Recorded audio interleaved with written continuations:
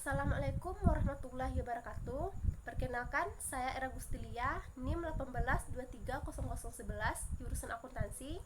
Saya dari mahasiswi Universitas STIE KBP Padang.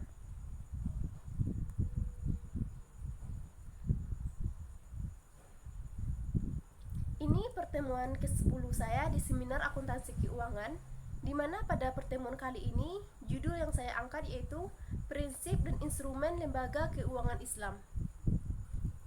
Di sini saya dibimbing oleh Bapak Febriandi Ananda, SEFSI.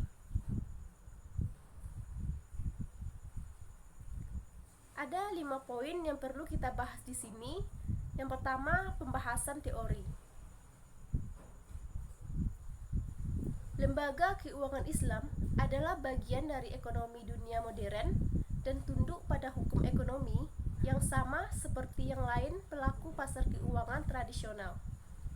Negarawan dan bank tradisional melihat peluang bisnis yang menjanjikan di perbankan syariah dan keuangan. Kemudian, yang kedua, kasus yang dibahas. Dalam praktiknya, peran keuangan syariah semakin meningkat setiap tahun.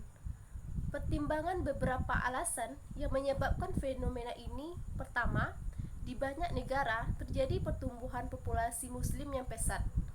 Komunitas muslim di Eropa menjadi setiap tahun semakin diperhitungkan oleh para politisi maupun ekonom. Yang kedua, saat ini ada minat yang tumbuh pada produk keuangan halal atau yang diizinkan diamati di kalangan non-muslim. Yang ketiga, objek atau sampel penelitian.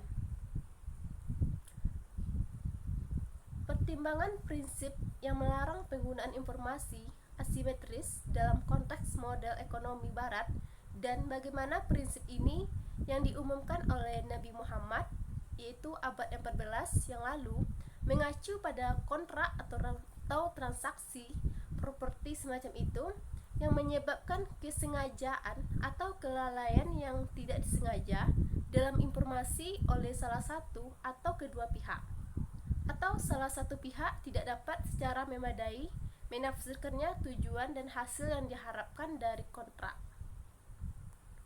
Kemudian yang keempat, teknik analisis data.